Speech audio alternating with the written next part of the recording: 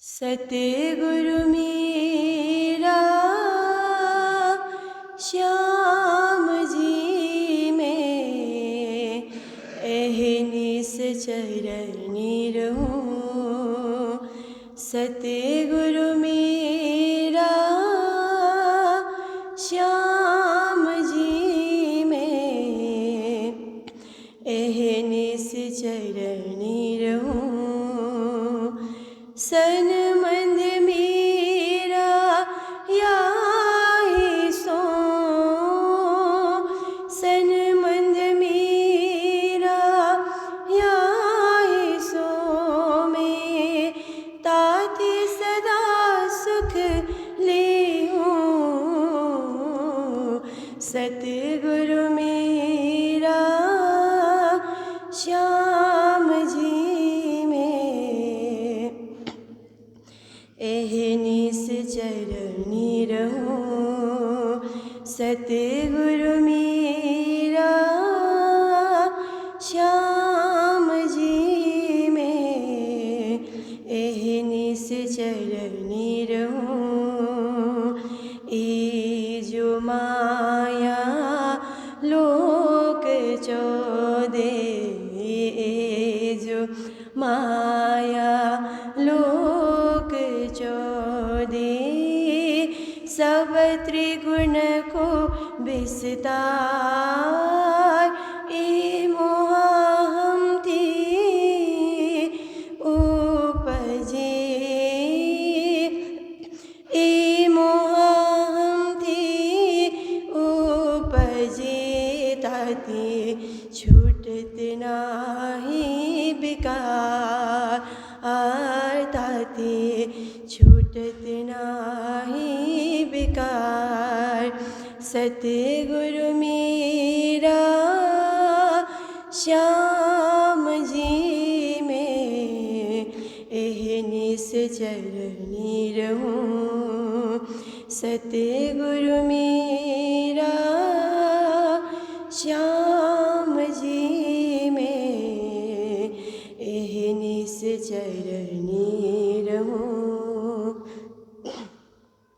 जा कारण माया रची, जा कारण माया रची, शास्त्र विधिन करण किल विवाही दीखसी,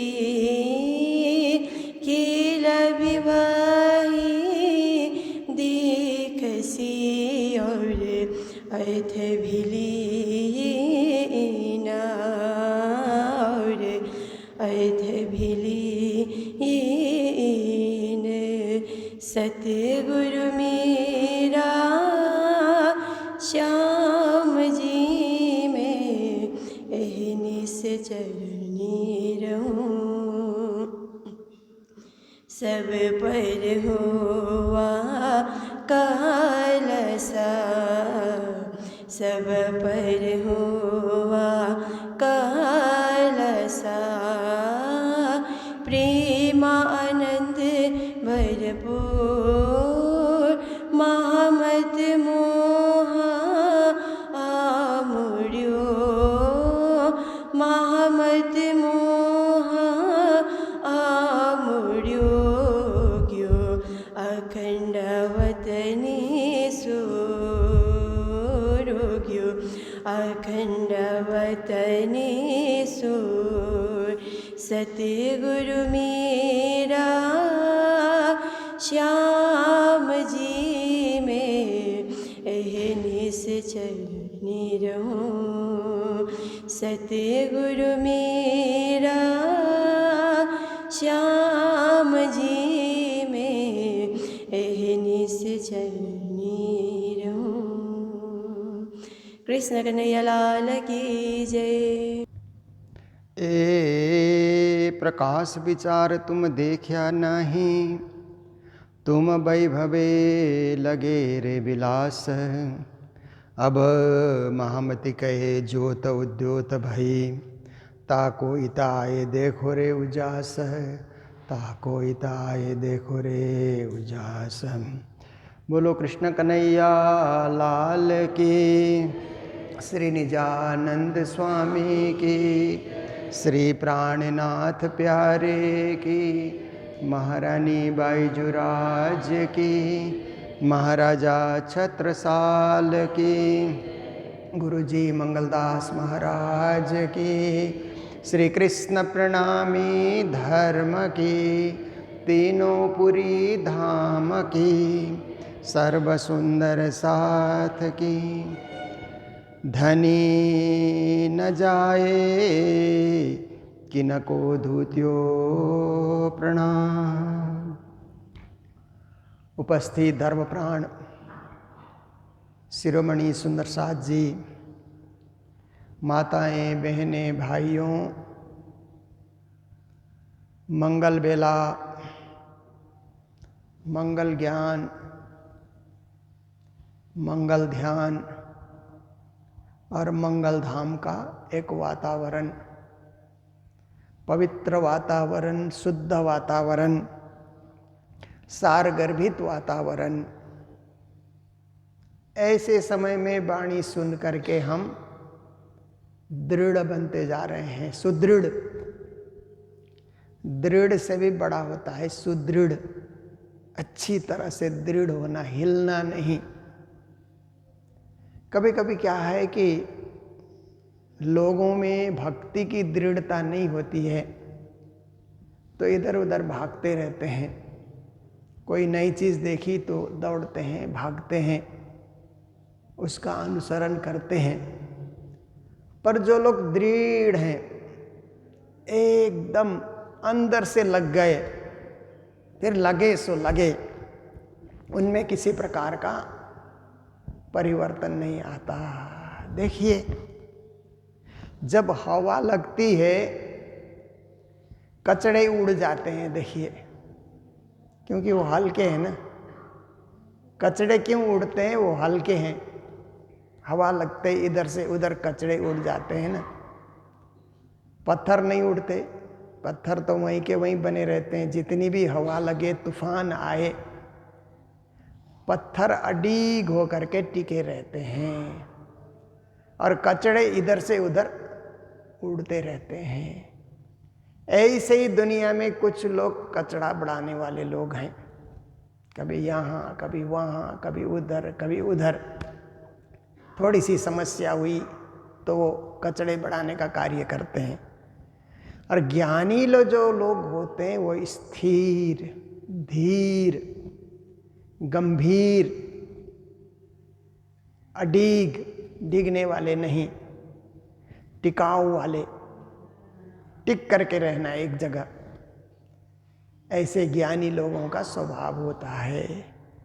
इसलिए प्राणनाथ जी महाराज हमें ज्ञानी बना रहे हैं कि हम अपनी भक्ति में, अपने संप्रदाय में, अपने सिद्धांत में इतने सुदृढ़ रहें कि कोई हमें हिला न सके।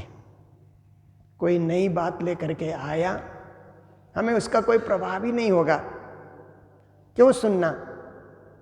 हमारे पास श्री जी का डायरेक्ट ज्ञान है जब, तो इधर उधर की बातें क्यों सुनना, क्यों भटकना, क्यों समय नष्ट करना। दृढ़ता, धर्म क्या है? दृढ़ होकर के लगने वाली बात है और इधर उधर होते नहीं। जैसे वृंदावन की भक्ति कहा जाता है ना, भक्ति जगत में सर्वश्रेष्ठ भक्ति वृंदावन की भक्ति कहा जाता है। वो कभी इधर उधर होते ही नहीं है, कृष्ण भक्ति से वंचित होते ही नहीं। एक बार कृष्ण को पकड़ा सो पकड़ा, आजीवन कृष्ण भक्ति में, आजीवन राधा रानी की भक्ति में खोए रहते हैं। बाकी अन्य भक्ति में तो लोग क्या है कि इधर उधर भटकते रहते हैं। अन्य देवों की उपासना में, अन्य अवतारी पुरुषों की उपासना में, अन्य आजकल जो आधुनिक गुरु हैं जो चमत्कार इत्यादि दिखाते हैं, आडंबर दिखाते हैं, उनके पीछे बहुत लोग भागते हैं। पर कृष्ण भक्ति में जो खो गया एक बार तो नहीं भागेगा, क्योंकि उसके जीवन में कृष्ण का रंग चढ़ गया सो चढ़ गया, वो रंग कभी उतरने वाला नहीं है। तो आज का प्रकरण श्री जी महाराज हमें समझा रहे हैं, धनी न जाए कि न को धूत्यो। देखिए, धाम धनी पूर्ण ब्रह्म परमात्मा कोई धनी कहा है, ऐसे धनी को कोई ठग नहीं सकता। देखिए, परमात्मा को कोई ठग सकता है? आप विचार कीजिए, दुनिया वालों को ठगा जाएगा। जैसे व्यापारी लोग कभी कभी व्यापार में ठगते हैं ना, क्योंकि खरीदार को पता नहीं होता है कि ये कितने का माल आता है, तो ज़्यादा मुनाफा कमाने के लिए व्यापारी लोग ठगाई का काम भी कर देते हैं कि माल जो 50 का है तो 100 बोल देंगे। फिर ग्राहक आकर के बोलता है थोड़ा कम करिए, तो बोल देंगे चलो 80 रुपया कर देंगे ग्राहक, और फिर वहाँ पर उनसे अनुरोध करता है तो चलो 70 रुपया कर देते हैं। ऐसे करके आप देखिए, फिर भी 50 का ही माल है। तो कुछ ना कुछ व्यापार में 25% मुनाफा लेना तो ठीक है, व्यापार कर रहे हैं तो कुछ मुनाफा ले रहे हैं, ये ठीक है, अच्छा ही है, क्योंकि उसी से गुजारा भी करना है, परिवार का पोषण भी करना है।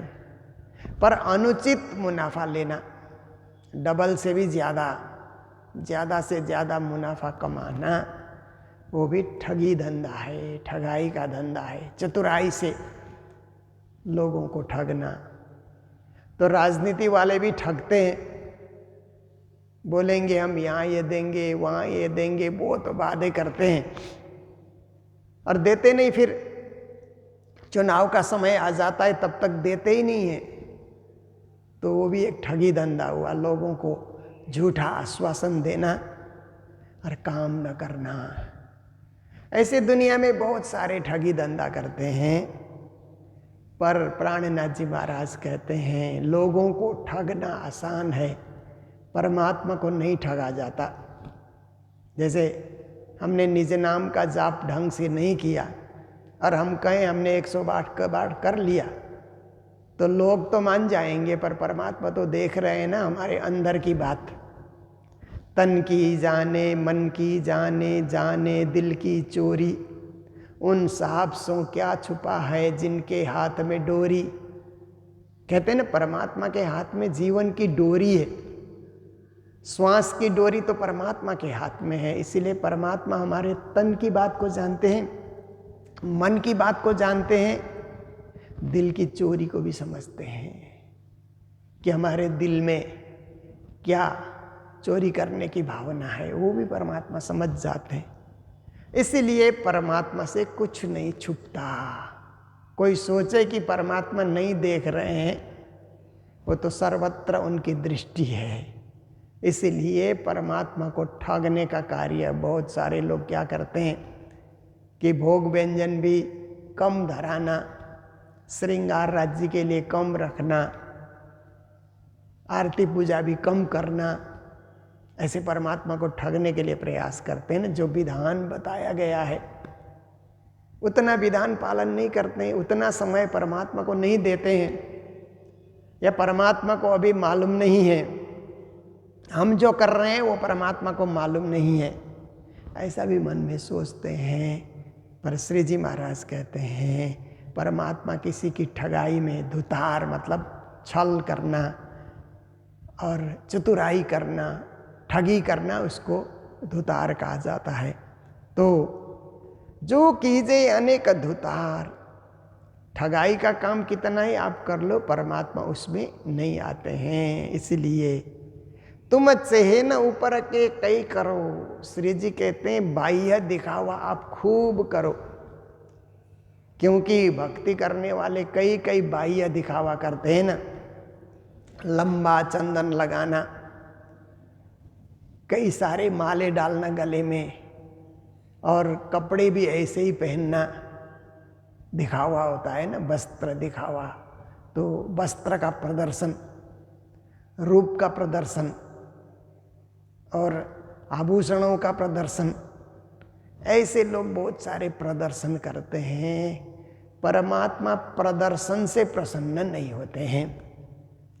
परमात्मा तो अंतर दर्शन से ही प्रसन्न होते हैं। इसलिए कहते हैं बाहर का ताम झाम आप कितना ही करो, दिल में भक्ति नहीं है, दिल में प्रेम नहीं है, दिल में विश्वास नहीं है, तो ये सब बाह्य आडंबर, बाह्य दिखावा व्यर्थ है। दिल को साधना बहुत जरूरी है। तोलो ना पीऊ पाइए जो लो न साधे दिल। श्री जी महाराज कहते परमात्मा तब तक नहीं मिलते जब तक कि आप दिल को नहीं साधोगे। इसलिए कहते हैं छूटे न क्यों ये विकार। आपका विकार नहीं छूटेगा बाह्य आडंबर से। अंतर मन की जागृति हो तो विकार भी छूट जाते हैं ना। देखिए हमारे शरीर में 2 प्रकार के विकार होते हैं। एक तो शारीरिक विकार। शारीरिक विकार क्या है कि गर्मी के दिनों में शरीर में पसीना आ जाता है ना, पसीने से शरीर भीग जाता है कभी कभी, तो शारीरिक विकार है। उसको नहा करके धो करके साफ किया जाता है। फिर हमारे जो इंद्रियां हैं उन इंद्रियों में भी विकार आ जाते हैं। आप देखिए आंख में विकार, दांत में विकार, उनको धोना पड़ता है ना। सुबह सुबह उठते ही आंख धो करके साफ करना पड़ता है। विकार को धो डालो। दांत की सफाई होती है, हम ब्रश करते हैं दांत की सफाई करने के लिए।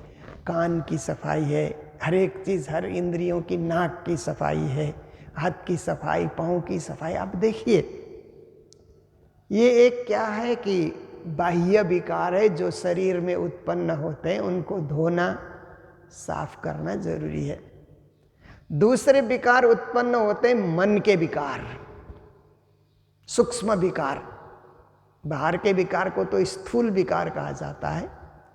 सूक्ष्म विकार मन से उत्पन्न होते हैं, कभी क्रोध के रूप में, कभी लोभ के रूप में, कभी कामना के रूप में, कभी ईर्ष्या के रूप में, कभी द्वेष के रूप में, कभी छल के रूप में, कभी कपट के रूप में। आप देखिए मन से कितने सारे विकार उत्पन्न होते हैं ना। क्रोध आता है मन से आता है, वो मन का विकार है।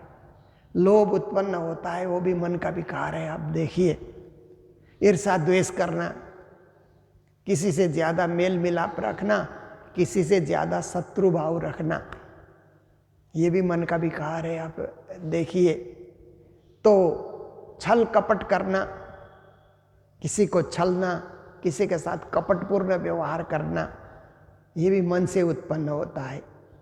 पहले मन में बातें आती है, फिर वो कार्य रूप में परिणत हो जाता है। तो विकार कभी नहीं छूटेगा बाह्य दिखावा से। भक्ति का दिखावा कोई कर रहा है, कपड़े भी भक्ति करने जैसा पहना, माला भी हाथ में है, माला भी घुमाए जा रहा है, पर अंतर मन से जागृति नहीं आई तो उसके विकार कभी दूर नहीं होंगे, फिर भी वो विकार से युक्त ही बना रहेगा। इसलिए अंतर मन को साफ करो, अंतर मन को स्वच्छ करो, ये श्री जी का आदेश है। कोई बढ़ाओ कोई मुड़ाओ, कोई खींच काढ़ो केस। फिर भक्ति मार्ग में क्या होता है कि बहुत सारे साधु संत ऐसे होते हैं, केस बढ़ा लेते हैं ना, दाढ़ी केस। दाढ़ी केस बढ़ाने वाले साधुओं का एक वर्ग होता है। कुछ कुछ साधु लोग तो जटाएं भी बढ़ा देते हैं। केस इतना लंबा रखना, जटाएं कि कोई कोई साधु लोग तो चलते हैं तो जमीन तक जटा छूने को जाती है। ऐसी लंबे लंबे जटाएं लोग रख लेते हैं तो भक्त लोग प्रभावित हो जाते हैं, वाह सिद्ध पुरुष हैं, उसने तो जटाएं बढ़ाई। पर लोगों को लगता है कि बहुत बड़े महापुरुष हैं। अंतर से कितना साफ है, अंदर से कितना स्वच्छ है, वो तो लोगों को दिखता नहीं, बाह्य आडंबर दिख जाता है। तो श्री जी महाराज कहते हैं कई लोग दाढ़ी बढ़ाते हैं, केस बढ़ाते हैं, कोई मुड़ाओ और कुछ लोग मुड़ा देते हैं। उगने ही नहीं देते। आज उगा, आज भी मुड़ा दिया, कल भी मुड़ा दिया, रोज ही सफाचट कर देते हैं।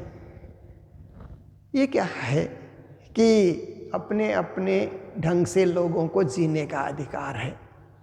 तो कई लोग बढ़ा करके जीते हैं, कई लोग मुड़ा करके जीते हैं ना। कोई खींच काढ़ो केस। और कई कई संप्रदाय में, जैसे जैन संप्रदाय में आप देखिए ना, जैन धर्म कहा जाता है ना, उसमें काटने का भी, केस काटने के लिए भी छूट नहीं है, केस बढ़ाने के लिए भी छूट नहीं है। तो उनमें क्या होता है कि ऐसे अपने हाथों से केस को नोच नोच करके, स्त्री है तो केस को नोचती है, पुरुष है तो केस और दाढ़ी दोनों ही नोचते हैं, एक एक करके निकाल देते हैं। 3-4 महीने के बाद उसको हाथ से नोच, तो कितना कष्ट होता है, कभी खून भी निकल आता है। देखिए, उसको धर्म माना उन्होंने। और कई लोगों ने केस बढ़ाने को धर्म माना, कई लोगों ने केस मुड़ाने को धर्म माना। श्री जी कहते हैं ये बाह्य आडंबर है। ये क्या है कि ये धर्म नहीं है। एक रूप, आपका स्वरूप आप कैसा बना रहे हैं, बस इतनी सी बात है। जो लो आत्मन ओलखी, धर्म तो आत्मा की पहचान है। आत्मा की पहचान करने के लिए केस बढ़ाना भी जरूरी नहीं है, मुड़ाना भी जरूरी नहीं है, खींचना भी जरूरी नहीं है। आत्मा के तरफ झुकना जरूरी है। आप अपने आत्मा के तरफ झुक जाओ, आत्मा की पहचान हो जाए। पहले तो हम इंद्रियों को देखते हैं, शरीर और इंद्रिय तो बचपन से हमने देखा, पर हमारे मन को हमने नहीं देखा। पहले मन को देखने की कोशिश करें कि मन हमको कितना चंचल बना रहा है।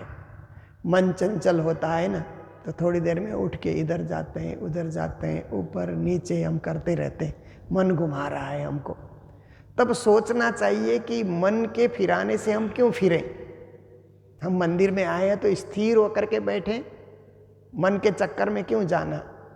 मन को जब पहचानते हैं तब मन को बस में किया जा सकता है, अन्यथा मन के बस में ही प्रकृति के सारे जीव घूम रहे हैं। तो मन को पहचानने के बाद फिर बुद्धि को पहचानना। मेरे अंदर बुद्धि भी है, उस बुद्धि को भी नया ज्ञान चाहिए, नया उपदेश चाहिए, नई शिक्षा चाहिए। बुद्धि कुछ ना कुछ जानना चाहती है, सीखना चाहती है। बुद्धि की पहचान हो जाए, चित्त की पहचान हो जाए, फिर आत्मा की पहचान हो जाए। इन सबसे परे आत्मा है। मन, चित्त, बुद्धि। मन, बुद्धि, चित्त। चित्त को कभी कभी मन के साथ भी लिया जाता है, कभी बुद्धि के साथ भी लिया जाता है। पर चित्त का अर्थ है मन ने जो सोचा उसको भी स्टोर करना, बुद्धि ने जो ग्रहण किया उसको भी स्टोर करना, उसको चित्त कहा जाता है। जो हमारे अंदर सूक्ष्म रूप से ये मन, चित्त, बुद्धि बैठे हुए हैं। जैसे कंप्यूटर में सॉफ्टवेयर होता है, इसी तरह सॉफ्टवेयर की भांति हमारे अंदर ये बैठे हुए हैं, उनको पहचानना। उन सब से परे आत्मा बैठी हुई है, सबसे पीछे आत्मा बैठी हुई है, साक्षी बन करके उस आत्मा को पहचान करके आत्मा को जगाना, आत्मा को मूल घर के तरफ अग्रसर करना, जहाँ से आई उस ओर आत्मा को खींचना, लगाना, आत्मा को प्रेरित करना, ये धर्म है। धर्म की शिक्षा ही है। वास्तव में धर्म आत्मा पहचान की शिक्षा देता है। पर लोग बाह्य आडंबर में लगे हुए हैं और शरीर में तरह तरह के वस्त्र सजा रहे हैं, शरीर में तरह तरह का कष्ट भी दे रहे हैं। शारीरिक साधना में लोग लगे हुए हैं। मन की साधना, बुद्धि की साधना, चित्त की साधना, आत्मा की साधना कोई करता नहीं। इसलिए श्री जी महाराज कहते हैं कि जब तक आत्मा की पहचान नहीं होगी, कहा हो ये धरे बहु भेष। केवल भेष धारण करने से, भेष, कई कई लोग भेष धारण करके आते हैं ना। जैसे आप देखिए बाजार में लोग घूमते हैं ना, ऐसे लाल कपड़े में घूमते हैं, भगवा वस्त्र में घूमते हैं, पर दुकान दुकान में भीख मांगते हैं। जितने दुकान है सब जगह जा करके और थोड़ा देने से बोलते हैं और दो और दो। ऐसे करके मांगते रहते हैं। देखिए उन्होंने भी भेष तो संत का बना लिया है, पर स्वभाव संत का नहीं है। संत के भेष में गुजारा कर रहे हैं, अपना परिवार चला रहे हैं। तो परिवार चलाने के लिए और साधन उनको नहीं मिला, इसलिए गोविंद के गुण गाए के तापरमागत दान, धिक धिक पड़ो ते मानवी जो बेचत है भगवान। श्री जी ने कहा कि गोविंद का गुण गा करके दान मांगे जा रहे हैं। परमात्मा का नाम जप जप करके तो मोक्ष मांगना चाहिए कि मुझे मोक्ष गति दीजिए, परम गति दीजिए, पर लोग पैसा मांगे जा रहे हैं। तो श्री जी कहते हैं धिक धिक पड़ोते मानवी, ऐसे लोगों को धिक्कार है जो बेचत है भगवान। भगवान का नाम बेच रहे हैं। बेचने के लिए सामान बेचो, सामान बेचो, सामग्री बेचो, उससे पैसा मिलेगा। परमात्मा का नाम बेच करके, परमात्मा का नाम का सौदा करके पेट का गुजारा करना, परिवार का गुजर बसर करना, ये बहुत बड़ी नादानी है। तो यहाँ भी यही कह रहे हैं कि भेष दिखाने के लिए, लोगों को प्रभाव डालने के लिए ताम झाम दिखाना, ये धर्म का वास्तविक स्वरूप नहीं है। धर्म तो सात्विकता का उपदेश देता है। सात्विक रहो, स्वच्छ रहो, निर्मल रहो, आत्मा से भी पवित्र बन करके रहो। हर प्रकार से आप जो है निष्कलंक बन के रहो, ये धर्म की शिक्षा है। चार बेर चौका देवो। फिर श्री जी महाराज कुछ कुछ कर्मकांडी लोगों को बता रहे हैं कि चार चार बार आप भोग व्यंजन बनाने के लिए चौका लगा रहे हैं। सुबह हुआ तो अब बाल भोग की तैयारी करते हैं, दिन में राज भोग की तैयारी करते हैं, 4 बजे उठापन के भोग की तैयारी करते हैं, फिर सायंकालीन भोग की हम तैयारी करते हैं। तो 4 बार चौका वो लोग जला लेते हैं। 4 बेर चौका देओ, चौके की तैयारी कर लेते हैं। लकड़ी जलाओ धोए जल। आजकल तो सब गैस का सिस्टम आ गया ना, अब लकड़ी का प्रयोग कम होता है, पर कोई ज़माना ऐसा था कि भोजन बनाने के लिए लकड़ी का ही प्रयोग किया जाता था। तो श्री जी महाराज कहते हैं कि उस समय के बहुत सारे कर्मकांडी लोग क्या करते थे कि लकड़ी कोई लेकर के आता है, लकड़ी काटने वाला, तब जाति पाति को भी लोग मानते थे। तो किसी अछूत ने लकड़ी को छू दिया तो लकड़ी को धो करके सुखाते थे, फिर उसको जलाते थे। ऐसे भी जमाना था, कोई जमाना रहा होगा। आजकल तो इतना कोई करता नहीं है, लकड़ी तो जलती ही नहीं, लकड़ी है ही नहीं। लकड़ी है तो भी काटने की मना है, क्योंकि प्रकृति की रक्षा करनी है, पर्यावरण की रक्षा करनी है। पर उस समय अब लकड़ी, जंगल बहुत पड़े हुए थे। भारत देश में इतना घना जंगल भी था, सब जात की लकड़ियाँ मिलती थी, तो लकड़ी जला करके भोग व्यंजन तैयार करते थे।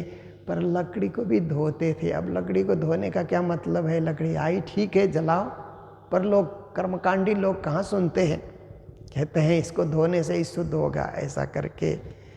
तो फिर कहते हैं कि अप्रस करो बाहर अंग को, फिर बाहर शरीर से, अरे मत छुओ मत छुओ, हमें मत छुओ, तुमने स्नान नहीं किया है, या तुम बाहर घूम करके आए हो, तुम्हारे हाथ शुद्ध नहीं है, तुम्हारे पांव शुद्ध नहीं है, तुम नहाए नहीं हो, ऐसे करके, या तुम छोटी जाति के हो, अछूत हो, ऐसा करके कोई जमाना था ना।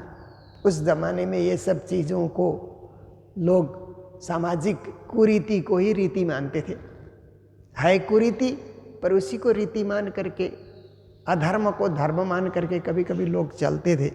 तो किसी के प्रति इस प्रकार का व्यवहार रखना मानवता का अपमान है, कि किसी को अछूत कह देना, तुम छोटे हो ऐसा करके किसी को डांट डपट करना, तुम सफाई कर्मी हो ऐसा करके डांट डपट करना, ये क्या है? मानवता के साथ एक क्या है कि दुश्मनी है, मानवता की दुश्मनी है। इसलिए खुद आप नहाइए धोइए, पूजा पाठ करिए, पर ज़्यादा ताम झाम दिखाना, लोगों के सामने प्रदर्शनी करना, ये सब जरूरी नहीं है। आत्मा कल्याण के लिए आप अपने से भोग बनाइए, प्रेम से बनाइए, भोग धराइए, ज़्यादा समय पूजा पाठ में लगाइए, स्तोत्र का पाठ कीजिए, चौपाई का पाठ कीजिए। ऐसे खुद को निर्मल करना है। पर लोग तो दिखावा ज़्यादा करते हैं, जबकि धर्म दिखावा नहीं है। धर्म तो खुद को जागृत करने वाली चीज़ है। तो श्री जी कहते हैं बाहर अंग से लोग अप्रस भी करते थे, अस्पर्श, किसी का स्पर्श नहीं करना, ऐसे ऐसे लोग भी पालन करते हैं। पर मन न होए निर्मला, इतना कुछ करने के बाद भी मन कभी निर्मल नहीं होता है। मन निर्मल करने के लिए तो मन को भी धोना पड़ता है, विकारों को धोना पड़ता है।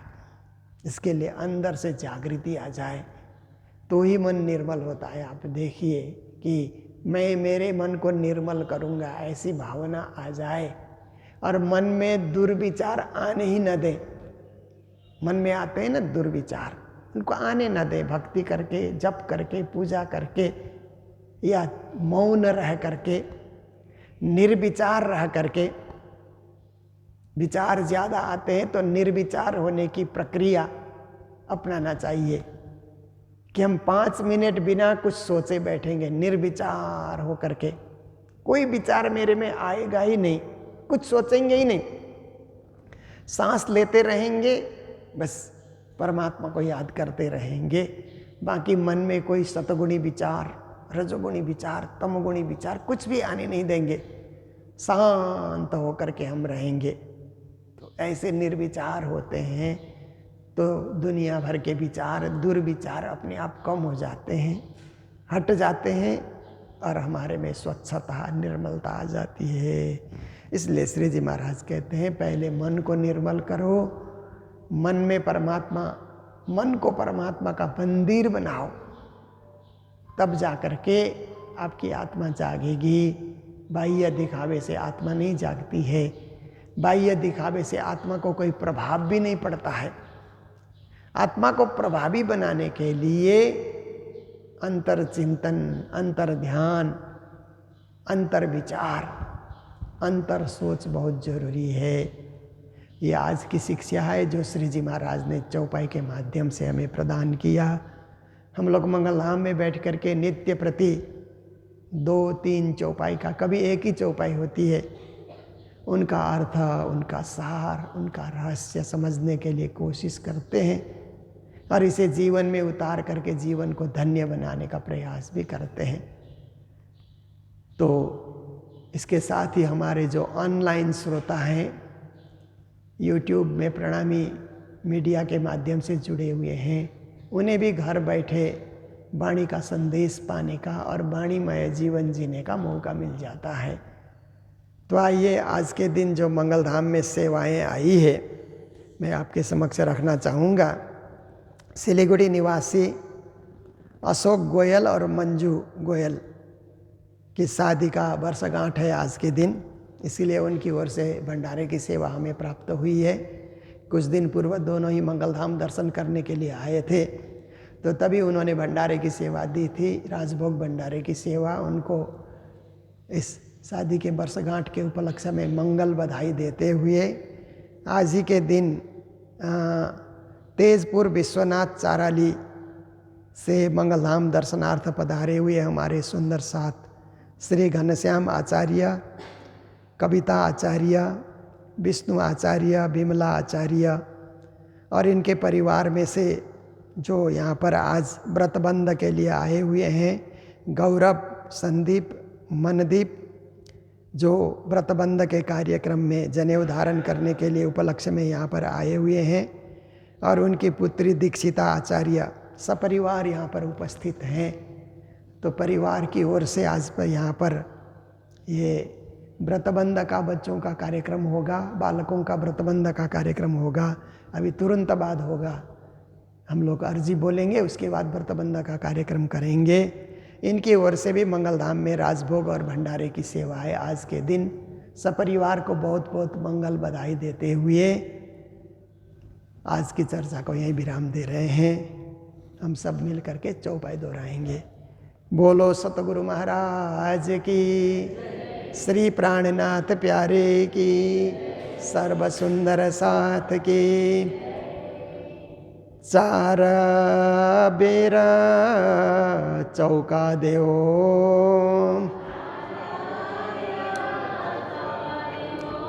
लकड़ी जलाओ धोए जाला,